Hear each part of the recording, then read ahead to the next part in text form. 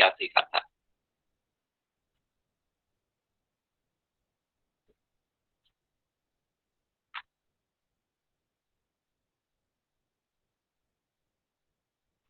कौन सा सूत्र सीखा था, बस इतना बता, सूत्र का नाम। अनचि, यह सूत्र सीखा था सर। हाँ, सही है, मुझे याद आ गया है। धन्यवाद सोनाली जी। तो हमने अनचि च ये सूत्र सीखा।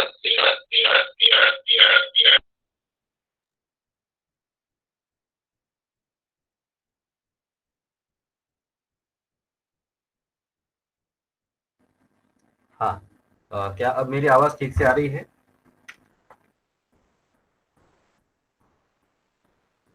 हाँ sir. Yes sir. Okay okay. धन्यवाद। तो अनचि च ये सूत्र हमने कल देखा था और उसकी प्रक्रिया भी हमने देखी थी, और मेरे ख्याल से मैंने अपने वेबसाइट पर भी उस सूत्र का कल हमने जो सीखा था उस सूत्र को अपलोड कर दिया था। तो आज हम आगे बढ़ रहे हैं उसी सूत्र के साथ। उसी भी सूत्र नहीं, हम हाँ उसी सूत्र की प्रक्रिया के साथ हम आगे बढ़ेंगे, लेकिन उसके पहले मुझे अपनी स्क्रीन शेयर करने दीजिए। तो ये मैंने अपना संगणक पटल आप लोगों के साथ साझा किया है। क्या मेरी स्क्रीन दिख रही है आप लोगों को? हाँ सर। हाँ तो सर।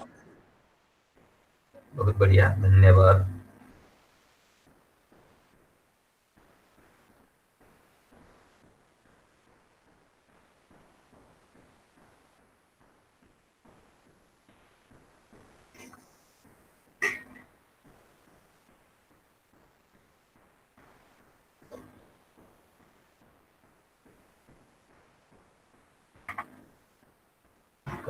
फाइल कहाँ है?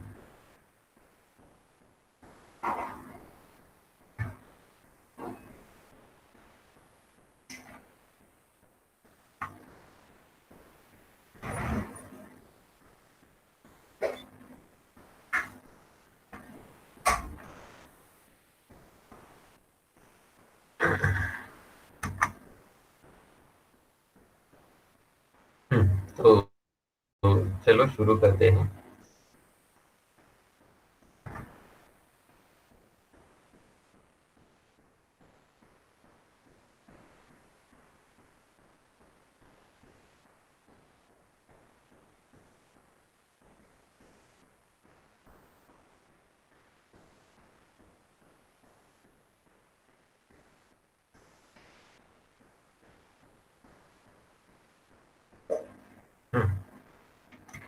तो हमने कल जो सूत्र देखा था वो था अनचि च, और इस सूत्र ने हमें जो परिस्थिति सामने ला कर दी उसका भी हमने सामना किया।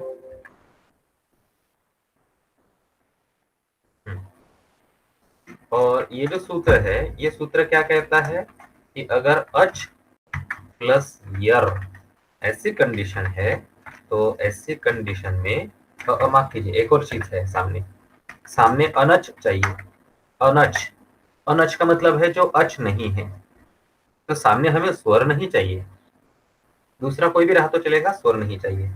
तो इस स्थिति में हमारा जो यर है, ये यर का द्वित्व हो जाता है। द्वित्व यानी ये डबल हो जाएगा, ऐसी स्थिति है। तो इसका उदाहरण हमने जो देखा था वो था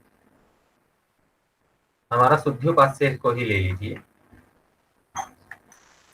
शुद्धि जमा उपास्य, ये हमारा उदाहरण है।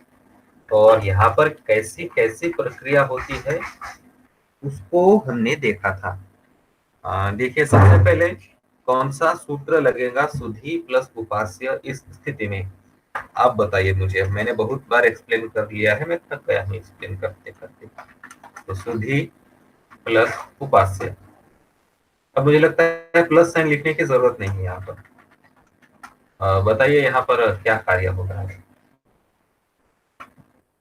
कौन सा सूत्र लगेगा? इको अनचि। सही है। इको यणचि ये सूत्र लगेगा। क्यों लगेगा? क्योंकि यहाँ पर धी के अंदर ई और उ ऐसे दो स्वर है जो एकत्रित आए हैं। ये इक है और ये अच है, तो इक प्लस अच यण हो जाता है। तो अब आगे क्या होगा? शुद्ध, तो ये जो ई है, ई की जगह पर यण आ गया। तो यण का मतलब क्या होता है? य, व, र और ल। और ये उपास्य जैसा का वैसा, उसको कोई फर्क नहीं पड़ता है। अब आगे क्या होगा? स्थान तो एक था ई, उस ई की जगह पर चार चार लोग आ गए, तो कैसे करेंगे अब? सर्व उपास्व हो गया, उपास्य चाहिए। हाँ, उपास्य, धन्यवाद। अब यहाँ पर किस सूत्र से हम डिफाइन करेंगे कि ई की जगह पर कौन बैठेगा?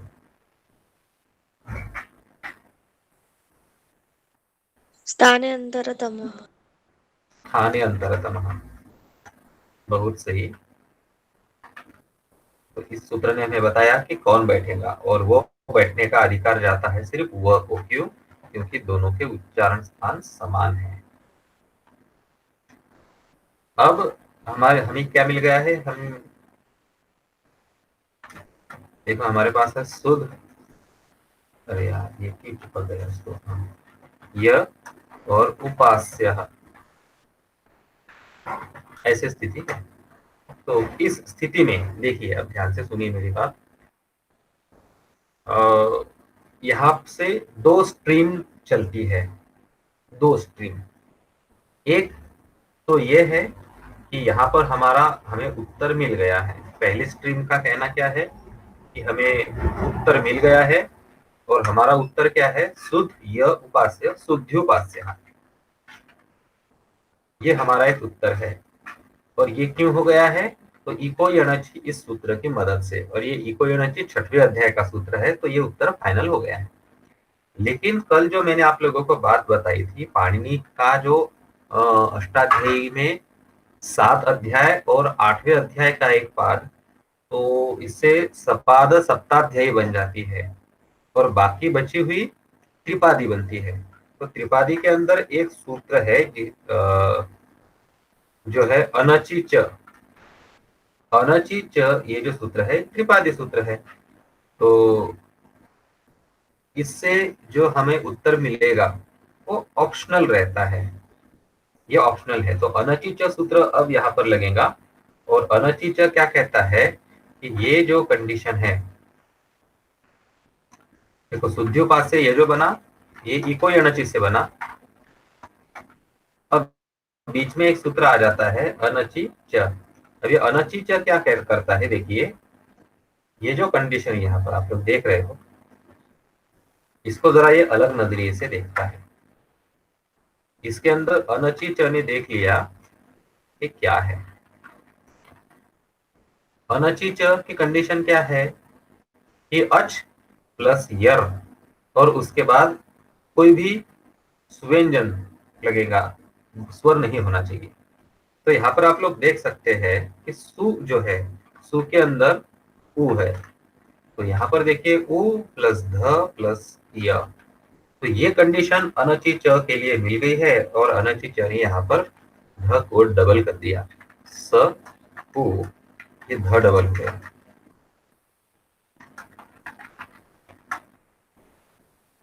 तो अब हमें ये उत्तर क्या मिल गया है?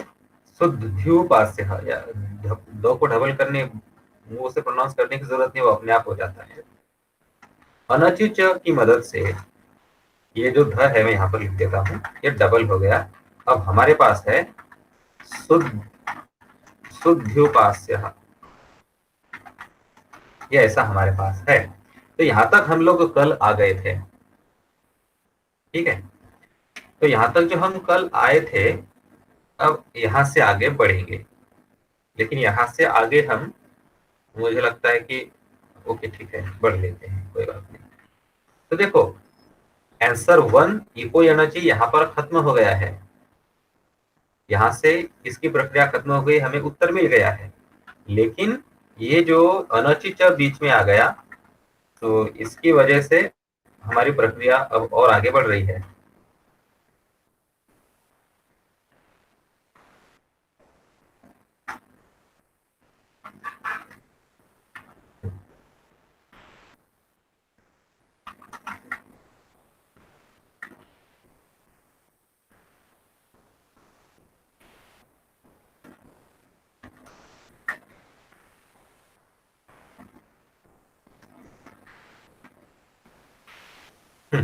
तो यहाँ पर ये हो गया है स उ डबल ध य और उपास्य। तो ये हमारा काम अनचि च से हो गया है और हमें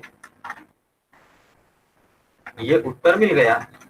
लेकिन इस स्थिति में एक और सूत्र काम करता है और वो हमारा आज का सूत्र है। उस सूत्र का नाम है झलाम जश झशी।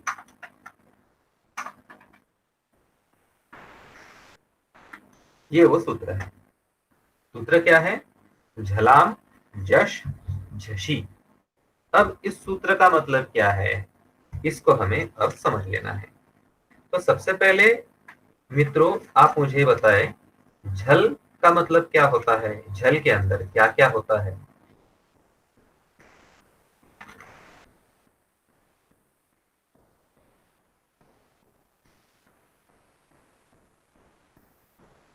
कहां से लेकर कहां तक झल है? झभन्य से लेकर हल तक। सही है, करेक्ट है। तो देखिए हम यहाँ पर माहेश्वर सूत्र को ले ही लेते हैं क्योंकि इनकी अब बहुत जरूरत पड़ने वाली है। तो माहेश्वर सूत्र हमें कहाँ मिलेंगे? इंटरनेट पर सर्च करते हैं माहेश्वर सूत्र। गूगल ने कहाँ बताया? हाँ, विकिपीडिया पर है मेरे ख्याल से। तो ये है माहेश्वर सूत्र। इनको हम यहाँ से कॉपी करते हैं। पूरा का पूरा टेबल ही हमें मिल गया। दूसरी वर्ड फाइल में हम लेंगे। सेम वर्ड फाइल में लेने का कोई मतलब नहीं।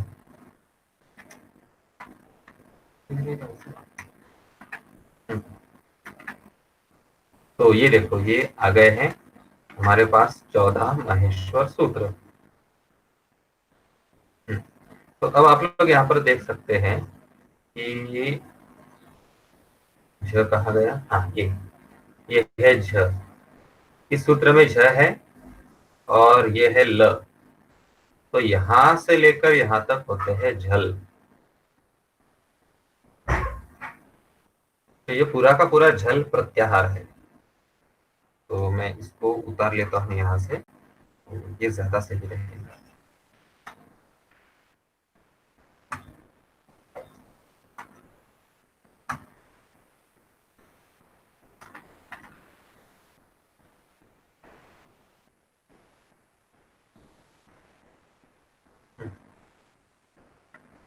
तो ये है हमारे झल।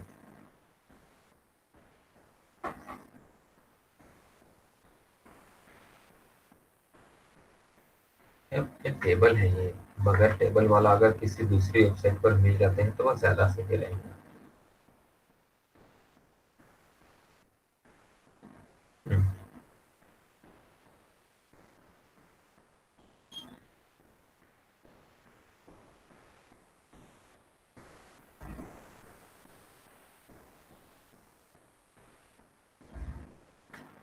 ये कह रहे हैं तो इसी से काम चलाते हैं। तो यह है झल। और अब दूसरी बात हम देखेंगे, हमारा सूत्र है झलाम जश झशी। अब हम देखते हैं जश क्या है। तो झल तो हमने यहां से देख लिए, अब जश देखते हैं।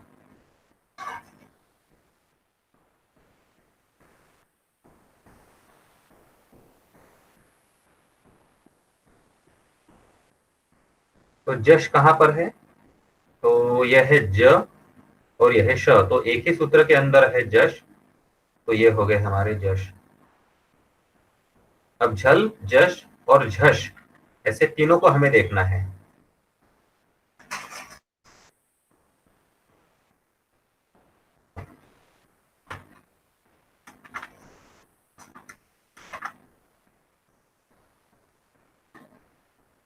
ये यहाँ पर हम देखेंगे झष कौन है। तो झष कहाँ पर है? ये है झ यहाँ पर, ठीक है। और श, ये जबगढ़ दश में यह है श। तो झ यहां से लेकर यहां तक है झष। तो अब हमें पूरे के पूरे जितने भी मेंबर है, मेंबर ऑफ द पार्लियामेंट, सारे के सारे मिल गए हैं। झल मिल गया, जश मिल गया और झष भी हमने ढूंढ ही लिया। तो झल, जश और झष, ये तीनों प्रत्याहार अब हमारे पास है। तो हमारा जो सूत्र है, सूत्र कौन सा है? झलाम जश झषी। इसका मतलब हम देखेंगे यहाँ पर ये लागू होता है। तो शुरू करते हैं इस सूत्र को समझना। सूत्र क्या है? झलाम जश और झषी। देखिए हमारा जो इको यणच सूत्र है बिल्कुल उसी के जैसा है सूत्र है। इको यण अचि क्या था? इको यण अचि। तो इक का यण बन जाता है अगर सामने अच रहा तो। ठीक उसी प्रकार से झल का जश बन जाता है अगर सामने झष रहा तो। बस सिंपल सा मतलब है यहाँ पर। तो अरे यार क्या है?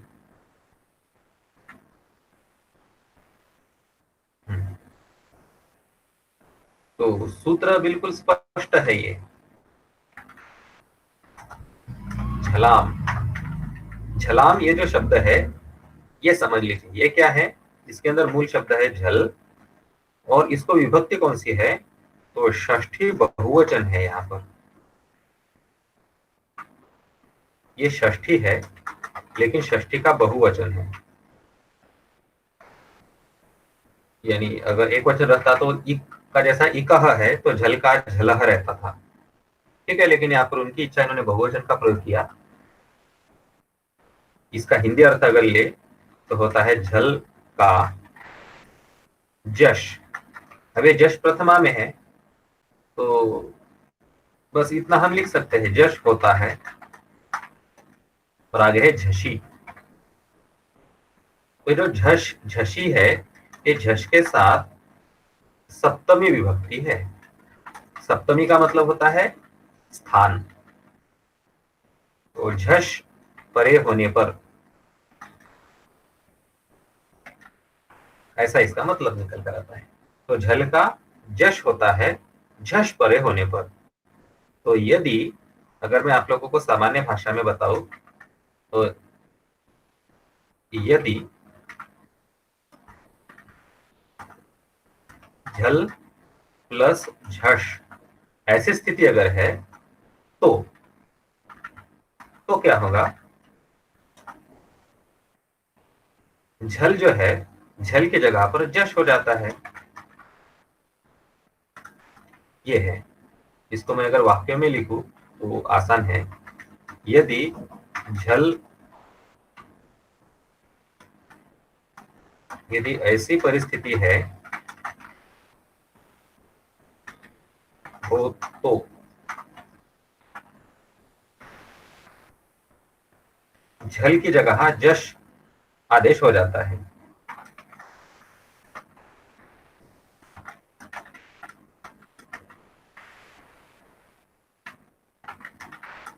बस इतना ही इसका मतलब है, बिल्कुल आसान है। अगर झल के सामने झष रहा तो झल की जगह पर जश हो जाएगा। तो इसका उदाहरण भी अब देख लेते हैं हम। हमारा सूत्र कौन सा है? झलाम जश झषी का उदाहरण। अब देखिए सुधि उपास्य यही है। तो इसके अंदर जो प्रक्रिया है हमने देख ली। सुधि उपास्य, स्थानांतर नम लगा, अनचिच लगा और अनचिच लगने के बाद यहाँ पर झलाम जश झषी ये सूत्र लगता है। हमारा सूत्र काम करता है। तो अब यहाँ पर देखिए कौन है झल और कौन है जश। तो इसके अंदर आप लोग देख सकते हैं कि ये जो ध और ध है यहाँ पर भी ये कार्य होगा। तो इनमें से जो पहला ध है मैं यहाँ पर लिख लेता हूं, प्रथम धकार, प्रथम धकार, इसको हम झल गिनते हैं। देखिए यहाँ पर हमने देख लिया कि कौन झल है, कौन जश है और कौन झश है। तो जो झल है, झल के अंदर आप लोग देख सकते हैं कि यहाँ पर ध है।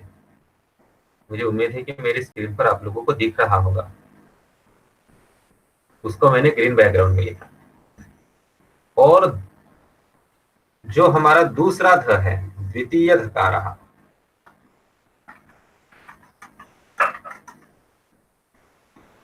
ये दूसरा वाला जो ध है यहाँ पर इस कंडीशन में, ध ध जो 2 बार आए हैं, ये दूसरा ध झश में से हम मानते हैं। क्योंकि देखिए यहाँ पर ऊपर झल है, ये नीचे जश है और नीचे झश है। तो ये ध हमें झल में मिल गया और वही ध हमें झश में भी मिल जाता है। तो देखो अब सारी बातें आप लोगों के सामने हैं। तो पहले वाला ध जो है वो झल के अंदर हमें मिल जाता है और दूसरे वाला जो ध है वो हमें झश के अंदर मिल जाता है। तो टेक्निकली अगर देखा जाए तो ये जो हमारा उदाहरण है ध और ध प्लस ध, इस स्थिति के अंदर हमारा झलाम जश झसी ये सूत्र काम कर सकता है। तो इस सूत्र के मुताबिक आगे प्रक्रिया क्या होगी? तो ये जो स है, बाद में उ है, इनको हम आपस में मिला देते हैं, कोई बड़ी बात नहीं। ये जो स उ है ना, तो उ को हमने स के साथ मिला दिया, इसकी मात्रा दे दी। अब इसके अंदर ये जो पहला जो ध है, इस ध की जगह पर ही जश होगा। देखो यहाँ पर ये जो ध है ये ध झल है और दूसरा ध जश है, माफ कीजिए झश है। तो ये जो जश बोला गया है ये झल की जगह पर बोला गया है या झश की जगह पर बोला गया है? झल की जगह पर होगा। तो ये जो ध ये है हमारा झल, तो इसके स्थान पर होगा जश। तो अब यहाँ पर हम लिख देते हैं जश और फॉलोइंग जो ध है एज इट इज रहेगा य और उपास्य। तो ये काम अब यहाँ पर हो गया है। तो यहाँ तक हमारा झलाम जश झशी ये सूत्र काम कर देता है और कैसे काम कर देता है मैंने बता दिया।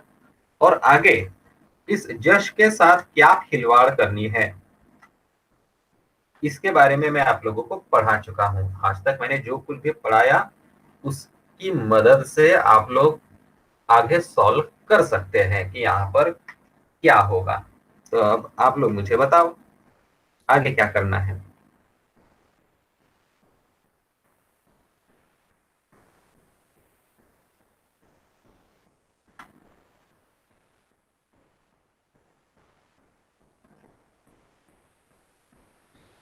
झल की जगह पर जश आ गया है, पहला वाला ध झल था उसकी जगह पर जश आ गया है। अब जश के साथ क्या होगा? जश का मतलब क्या है? जश के अंदर क्या क्या है? जश के अंदर जब गड़ दश ऐसा है। ठीक है, तो जश के अंदर क्या क्या है ये हमने देखा। हलंत्यम, दर्शनम लोपः, तस्य लोपः और आदिरंत्येन संहिता, इन चारों सूत्रों की मदद से हमने लिया। बस हम उसी को लेंगे। अब हलंत्यम, हलंत्यम से श इत हो गया, चला गया।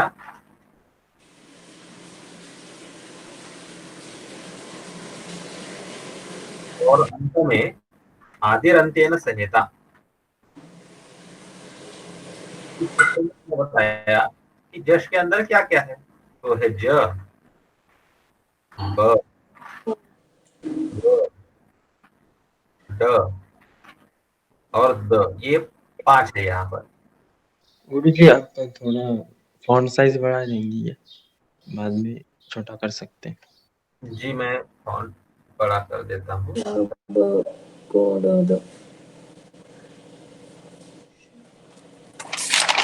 हो गया।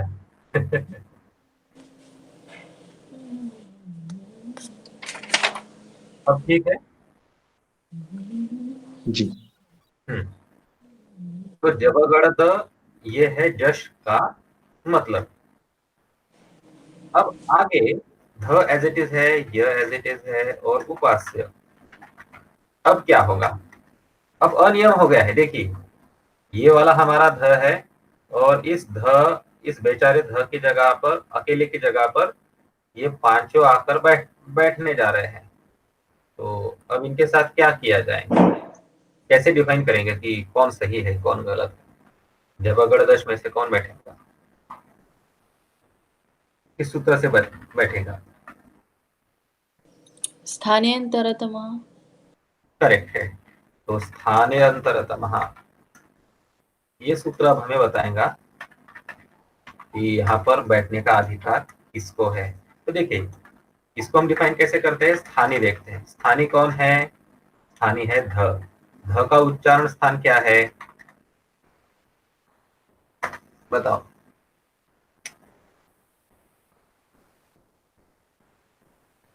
दंत तालव्य। ध का उच्चारण स्थान दंत तालव्य नहीं है। एक दंत। बार, हाँ, वेबसाइट पर जाइए, वहां पर मैंने उच्चारण स्थान का एक सेपरेट लेख लिखा है, वहां पर मिल जाएगा। ध का उच्चारण स्थान दंत है। सोनाली जी, मेरे ख्याल से आप इस कक्षा में देरी से शामिल हुई, तो इसीलिए आपको उच्चारण स्थान के बारे में पता नहीं है कि वो लेख कहाँ पर है। क्या तुम्हें पता है वो उच्चारण स्थान वाला लेख कहाँ पर मिलेगा? नहीं सर। ठीक है, तो मैं 1 मिनट में आपको बता देता हूँ। देखो, आप लोगों की सुविधा के लिए जो जो बातें बताई है उनका फायदा आप लोगों को लेना चाहिए। तो ये है वेबसाइट कक्षाकौमुदी.in। यहाँ पर वर्णमाला, ये एक आप लोगों को विभाग मिलेगा और वर्णमाला के अंदर उच्चारण स्थान, ये सेकंड वाला मेनू है, मेनू के अंदर सेकंड एटम है। तो यहाँ पर उच्चारण स्थान है, तो हर तरह के उच्चारण स्थान है। पहले चित्र में उच्चारण स्थान कहाँ पर है ये बताया है, उनका विश्लेषण किया है। और ये वाला जो चित्र है इसके अंदर सभी उच्चारण स्थान का टेबल है, किस वर्ण का उच्चारण स्थान क्या है आप लोगों को पता चल जाएगा। तो ध जो है आप लोग देख सकते हैं कि दंत के लाइन में आता है और दंत तालु नाम का कोई भी उच्चारण स्थान है ही नहीं, एग्जिस्ट ही नहीं करता। तो ठीक है, तो आपको ये बात पहले पता नहीं थी, आप देरी से कक्षा में शामिल हो गई थी, तो इसलिए आप इसका उत्तर नहीं दे पाई। तो कोई बात नहीं, चिंता मत कीजिए। तब आगे से ये मैंने आपको बता दिया। नहीं तो आप लोग यहाँ पर भी देख सकते हैं, URL देखिए, कक्षाकौमुदी.in/वर्णमाला/वर्णों के उच्चारण स्थान। इतना आपने किसी भी ब्राउजर में लिखा तो भी चल जाएगा। फिर से एक बार देखिए, आपको वेबसाइट पर जाने की भी जरूरत नहीं, बस ब्राउजर में लिखिए कक्षाकौमुदी.in/वर्णमाला/वर्णों के उच्चारण स्थान। तो ऐसे भी आप लोग जा सकते हैं। तो ठीक है, वापस आते हैं हमारे पॉइंट पर। तो ध का उच्चारण स्थान था दंत, और उसके बाद अब आदेश। आदेश कौन कौन है, तो आ जाओ सारे आदेशों। ज, क्या है ज का उच्चारण स्थान?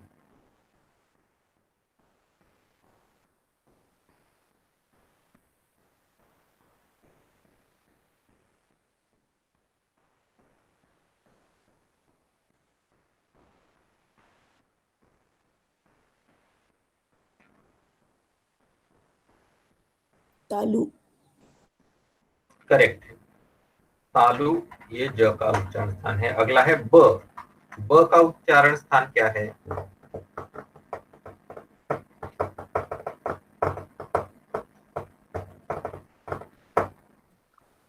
ओष्ठौ। ओष्ठौ। ग, अगला स्थानीय ग है। कंठ। करेक्ट, कंठ। ड,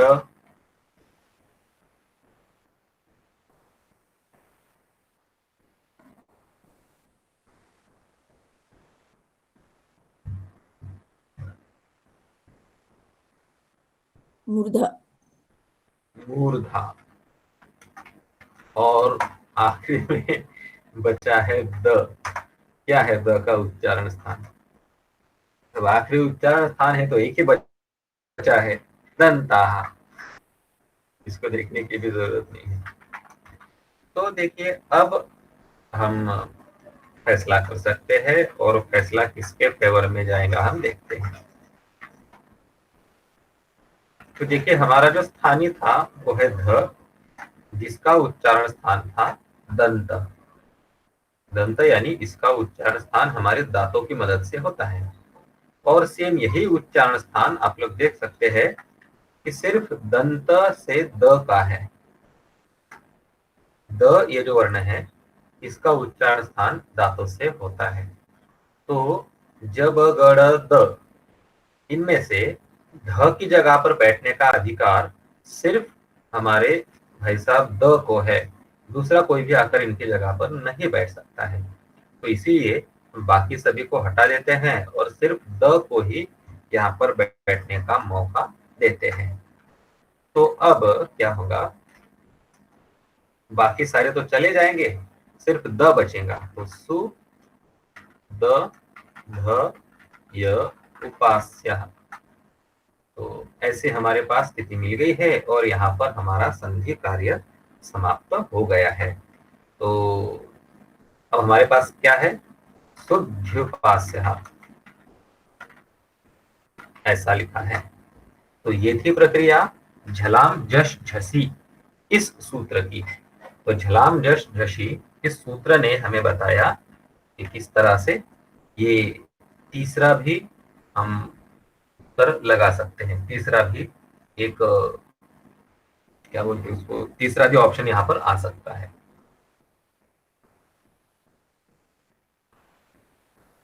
तो आज की ये जो प्रक्रिया है क्या आप लोगों को समझ गई, शुद्ध्युपास्य की यानी झलाम जश झसी इस सूत्र की? समझ गए वर्ड जी। लेकिन अगर हम अनचिच ये सूत्र ना लगाते तो जो हमारा रिजल्ट था सिर्फ कोई अनचिच से, वो ज्यादा सही है या ये प्रोसीजर करने के बाद? ठीक है, आपके प्रश्न का उत्तर मैं देता हूँ। सबसे पहली बात तो यह है कि अगर हम अनचिच ये सूत्र नहीं लगाते, यानी ध को अगर हम डबल नहीं करते, तो हमारा झलाम जश झसी ये भी नहीं लगता था, ये एग्जिस्ट नहीं कर सकता था। क्यों? क्योंकि इसके लिए ध को डबल होना जरूरी है। तो देखिए मैं एक बार फिर से बताता हूँ यहाँ से। तो सबसे पहले हमारे पास क्या है, सुधी उपास्य, ऐसा हमारे पास था पहले, ठीक है। उसके बाद जब हमने प्रक्रिया की, तो प्रक्रिया अलग हर तरह से की हमने। तो जब हमारा इको यणचि का कार्य पूर्ण हुआ तो हमारे पास शुद्ध्युपास्य ये उत्तर था। सबसे पहला वाला उत्तर हमारा कौन सा है, ये है शुद्ध्युपास्य, फर्स्ट आंसर। सेकेंड आंसर जब हमने उसको अनचिच लगाया तो अनचिच इस प्रक्रिया से हमें दूसरा उत्तर मिल गया, और वो है ध को डबल करके,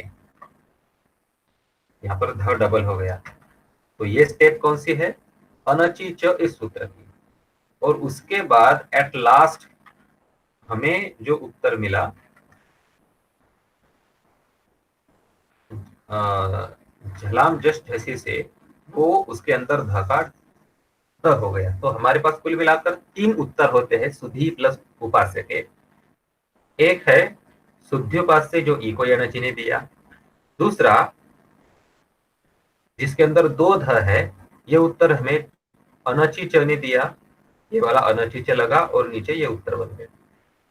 और जब उसको झलाम जश झसी लगा तो उसकी प्रक्रिया के अनुसार हमें तीसरा भी उत्तर मिल गया जिसके अंदर द है, शुद्ध्युपास्य, ऐसा ध का जिसके अंदर द बन गया।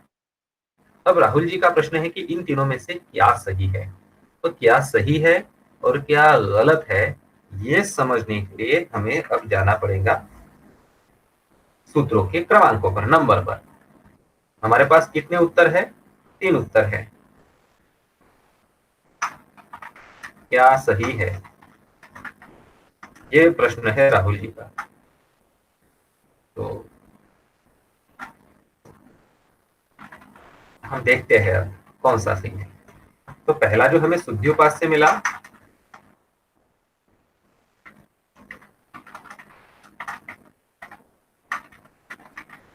ये हमें किस सूत्र से मिला था?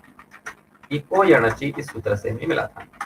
अब इको यणचि इस सूत्र की सूत्र संख्या क्या किसी को याद है? किस नंबर का सूत्र है?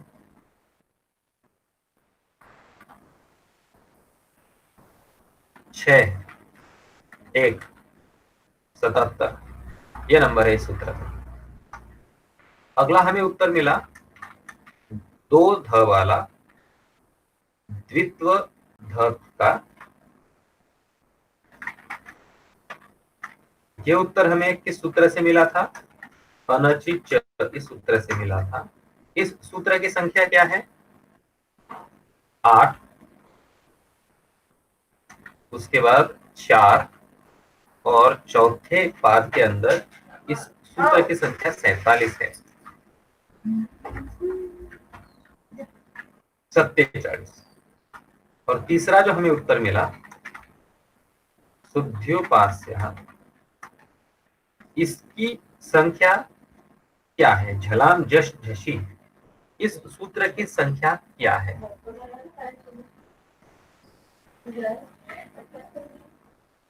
और ये जो सूत्र है झलाम जश झशी, ये सूत्र होता है 8वें ही अध्याय का चतुर्थ पाद का 53वां सूत्र 53। तो अब देखिए, अब आप लोग बता सकते हैं कि क्या सही है और क्या गलत है। सूत्रों की संख्या बताती है।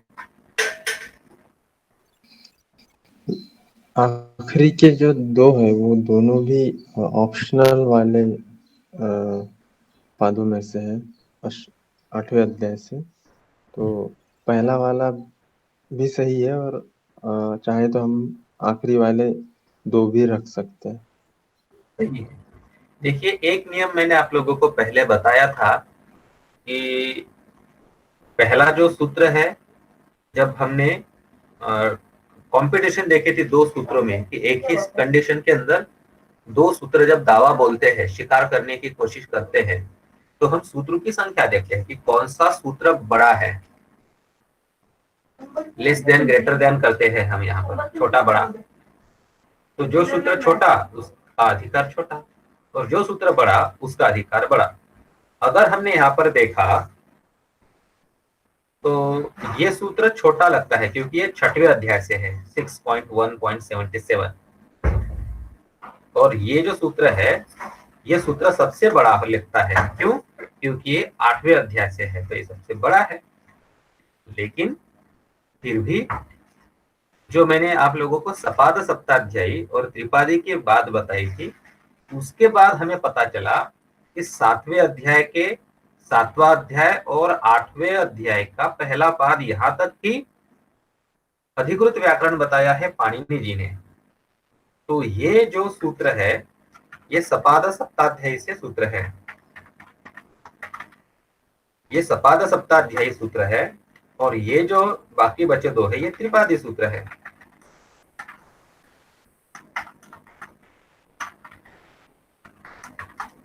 तो सपाद सप्ताध्यायी ये बलवान होती है त्रिपादी से, क्योंकि ये अधिकृत व्याकरण है। और जो त्रिपादी सूत्र है वे वैकल्पिक होते हैं। तो इसीलिए या तो शुद्ध्योपास्य ऐसा लिखो, या फिर अगर तुम चाहो तो ऐसा त्रिपादी सूत्रों में से लिखो। अब त्रिपादी सूत्रों में भी ये जो झलाम जश झशी है, ये ज्यादा बड़ा सूत्र है। तो ये जो अनचि च से जो काम होता है उसको ना के बराबर ही इस्तेमाल किया जाता है। ये जो है झलाम जश झशी, ये ज्यादा पावरफुल सूत्र है। तो ये बात है। राहुल जी, क्या आपकी शंका दूर हो गई? जी गुरुजी। ओके, तो अब हम एक और उदाहरण देखते हैं इसका अभ्यास हेतु से।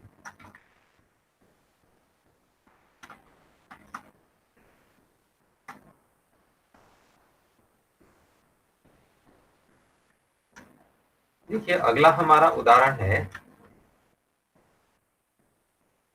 अभी आगमः। ये उदाहरण है अब यहाँ पर आप लोग मुझे बताइए एक एक सूत्र के बाद कैसी कैसी स्थिति होगी। तो अभी जमा आगमः, सबसे पहला कौन सा सूत्र लगेगा?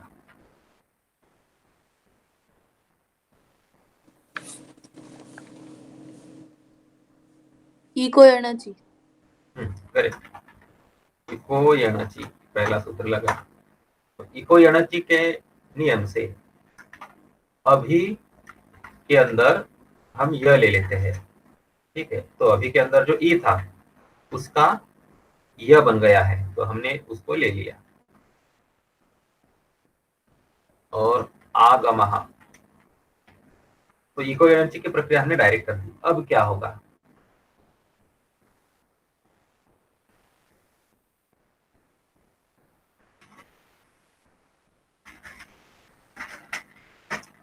यानी यन बीच में लाना, यन को स्प्लिट करना, यन के अंदर से स्थानांतरण लगाना, ये सारी बातें हमने कर दी और इको एनर्जी की प्रक्रिया पूरी हो गई।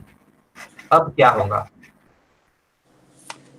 अनची सूत्र लगेगा यहाँ। अनची च सूत्र अनची, लगेगा। हाँ। अभी जो अनची च सूत्र है ये यहाँ पर क्यों लगेगा? क्योंकि यहाँ पर आप लोग देख सकते हैं कि इसको क्या चाहिए, पहले अच चाहिए, अच के बाद यर चाहिए और उसके बाद अनच चाहिए। अनच यानी कि स्वर नहीं है, अन अच। यहाँ पर अच कौन है? अ अच है। यर कौन है? भ यर है। और अनच जो स्वर नहीं है, ऐसा कैरेक्टर कौन है? तो यर है। अब एक बार आगे बढ़ने से पहले हम देख लेते हैं कि ये भ यर है कि नहीं है, ये एक बार डिफाइन कर लेते हैं।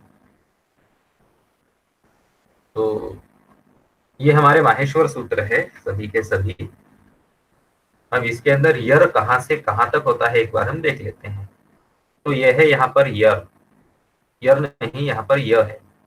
र कहाँ है? यह है हमारा र, यह हमें मिल गया, ठीक है। तो यहां से लेकर यहां तक जो कुछ भी है वो सारा का सारा यर का दायरा होता है। अब क्या इस यर के अंदर आप लोगों को भ दिखाई दे रहा है? जी सर। कितने नंबर के सूत्र में है? चौथे नंबर। चौथे सूत्र तो इसमें नहीं, इसमें 8 चौथे, टोटल 8वें इस पे। अच्छा, 8वें में। तो ये है भ यहाँ पर। तो ये जो भ है यर के अंदर एक सदस्य है। तो चलिए इसके साथ हम ये काम कर सकते हैं। तो इस स्थिति में क्या होगा? अनची च के नियम से ये जो यर है ये डबल हो जाएगा, यानी भ का द्वित्व हो जाएगा। तो अब हम ऐसा लिख सकते हैं, अब ये प्लस साइन लिखने की अब कोई जरूरत नहीं है ना, क्योंकि आप सभी को अब समझ में आ जाता है।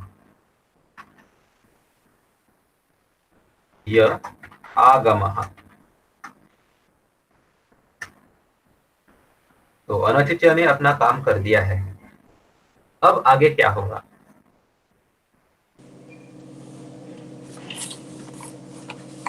झलाम जश झशी यह सूत्र लगेगा। करेक्ट है, झलाम जश झशी ये सूत्र यहाँ पर लगेगा। अब झलाम जश झशी लगाने से पहले देख लेते हैं कि ये भ झल है क्या और दूसरा भ झश है क्या। तो देखते हैं हम लोग सूत्रों के अंदर, झल है, देख लेते हैं झल कहाँ है। ये यहाँ से यहाँ तक है झल। अब इसके अंदर भ है क्या? हाँ है भ, ये यहाँ पर है और ये एक झल है। अब झश के अंदर भी हमारा भ आता है क्या? तो ये है हमारा झश और झश के अंदर भी हमारा भ है। तो यहाँ पर भी हमारा ये संधि कार्य होगा। तो पहला भ झल है, दूसरा भ झश है। तो इस स्थिति में झलाम जश झशी लगेगा और जो पहला वाला जो झल हमने जिसको माना उस भ की जगह पर जश आ जाएगा। झश भ य आगम। अब आगे क्या होगा? हम ऐसा तो नहीं बोल सकते ना, अजश्भ्यागमः ऐसा तो हम नहीं कर सकते, अजश्भ्यागमः। तो अब यहाँ पर क्या होगा, कौन सा सूत्र लगेगा? जश के साथ हमें प्रॉब्लम है। हलंतम। हाँ, हलंत्यम। हलंत्यम ने क्या बताया कि ये जो श है ये श इत है। आगे क्या होगा? नेक्स्ट सूत्र,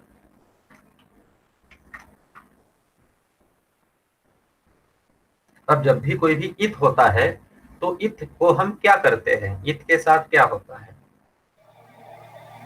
तस्य लोपः। हाँ, प्रत्यय लोपः में तुमने बताया कि इत का लोप करना है, लेकिन लोप किसे कहते हैं ये मुझे पता नहीं है, तो मैं कैसे करूंगा लोप? लोप किसे कहते हैं भैया?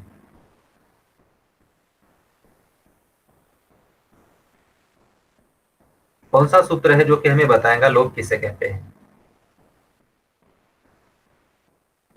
अदर्शनम लोपः। हाँ, करेक्ट, अदर्शनम लोपः, इस सूत्र ने हमें बताया लोप किसे कहते हैं। और अब जाकर हमारा तस्य लोपः ये सूत्र लगेगा, तस्य लोपः। तो ये जो तस्य लोपः सूत्र है इसकी मदद से हम ये जो श है श को गायब कर देंगे, ये गायब हो गया। अब हमारे पास ज बचा है। अब ज का मतलब क्या है? क्या इसका उत्तर हमें ऐसा बनाना चाहिए, अजभ्यागमः? तो ये कितना फनी लग रहा है ना, अभी आगमः का अजभ्यागमः।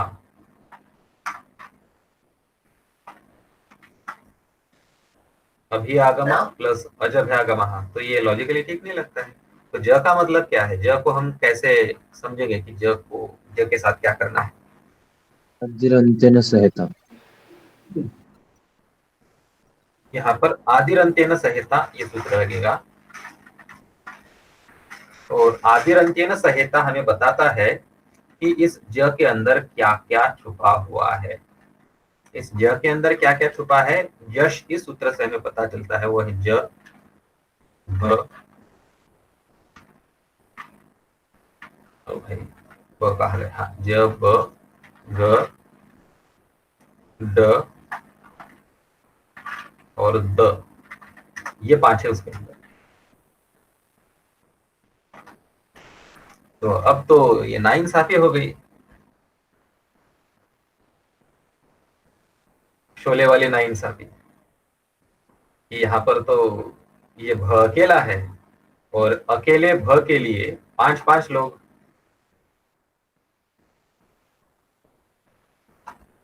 तो अब हमें डिफाइन करना है भ का स्थानान्तरतमः। हाँ, स्थानीयंतरतमः ये सूत्र लगेगा और हमें बताएगा कि कौन सही है।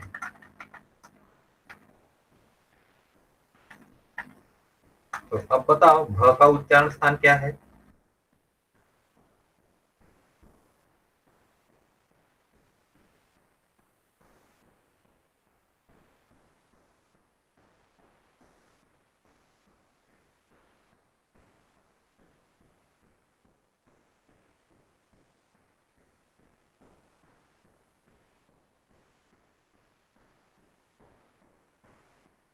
औष्ठ, ओष्ठ है। और ओष्ठ से ही उच्चारित इन पांचों में से कौन है? ब है। ब, करेक्ट, सही है।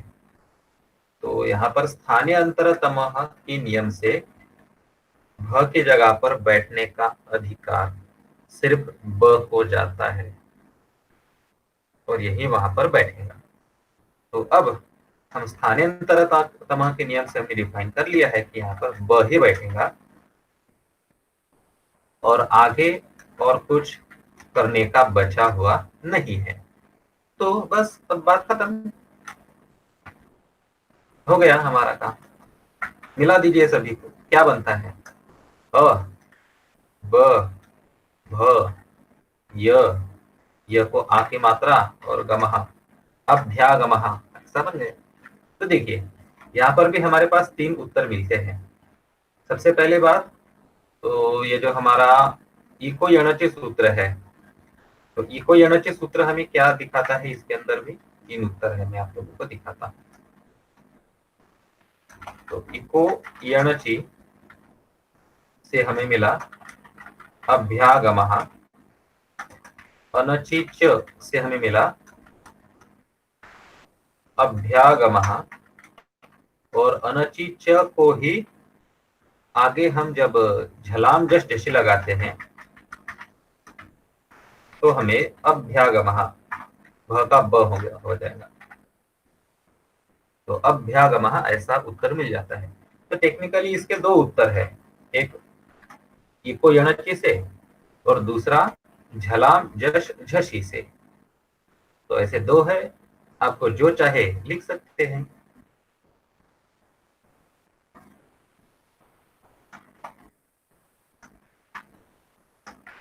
कोई डाउट है किसी को?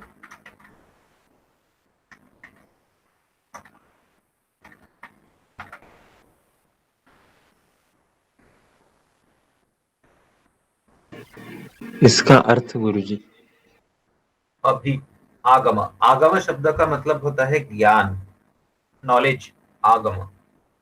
बहुत बार हमारे जो वेद है, वेदों के अंदर ज्ञान है, तो उनको भी आगम बहुत बार कहा जाता है। तो बेसिकली आगम शब्द का मतलब ज्ञान है, और अभी आगम यानी विशेष किस्म का ज्ञान, अभ्यागम।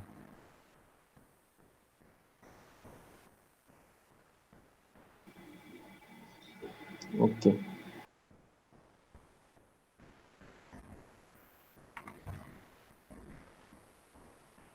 या किसी और को कोई अन्य डाउट है या शंका या प्रश्न अगर हो तो आप लोग मुझे जरूर पूछ सकते हैं। सर निगम भी एक शब्द रहता है ना, निगम का मतलब क्या रहता है? बताता हूँ। निगम, तो देखिए इन दोनों शब्दों में एक चीज कॉमन है, और वो क्या है? गम धातु। गम धातु का मतलब क्या होता है? जाना, तो वो, ये गम धातु का मतलब है।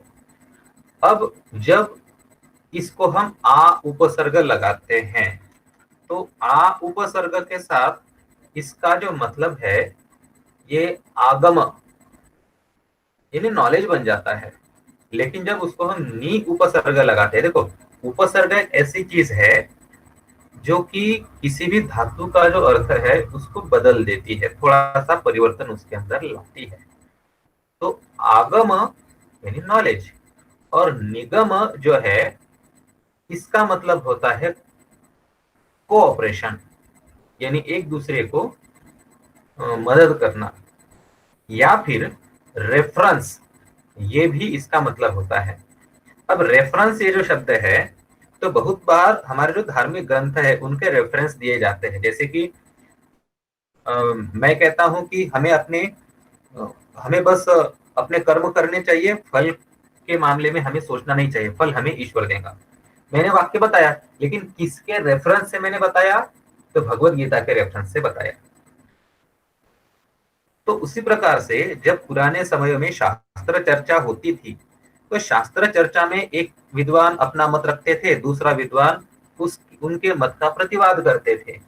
तो इसमें जो एक दूसरे के लिए उत्तर और प्रत्युत्तर होते थे, तो भाई आपने बात बता दी, लेकिन क्या सबूत है आपके पास? तो वो रेफरेंस देते थे कि ऋग्वेद के पहले मंडल की इस नंबर की ऋचा, तो इसके आधार पर मैं बोल रहा हूँ कि आपका कथन गलत है।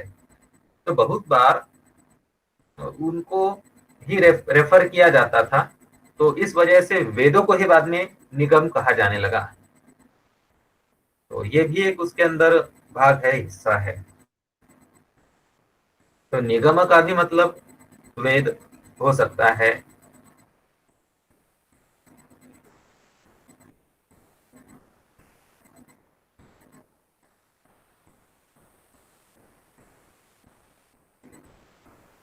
और कोई डाउट है, प्रश्न है? नहीं बोलिए। ओके, अस्तु। तो मुझे लगता है कि अब हमें यहाँ पर रुकना चाहिए। कल हम फिर से मिलेंगे। विश्व के कल्याण के लिए हम एक बार प्रार्थना करते हैं। ओम सर्वे भवन्तु सुखिनः, सर्वे सन्तु निरामयाः, सर्वे भद्राणि पश्यन्तु, मा कश्चित् दुःखभाग् भवेत्। ओम शांति शांति शांति। हरि ओम। धन्यवादः।